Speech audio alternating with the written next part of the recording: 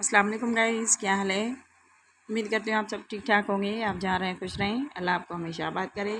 जी तो गाइस ये देखें, ये सिंधी एम्ब्रॉयडरी जो है होम रमेजे का वर्क है।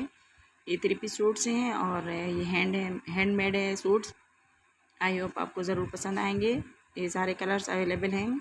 दुपट्टा इसका क्रिकल का है और दुपट्टे पे भी फ्लावर वर्क किया हुआ है रमेजा।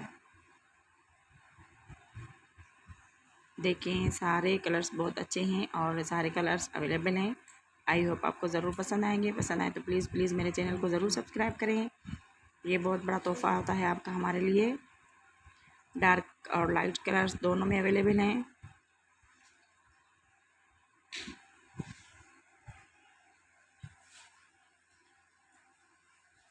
ये देखें, अगर किसी को बाय करनी हो तो मुझे जल्दी से व्हाट्सएप पे कांटेक्ट करें।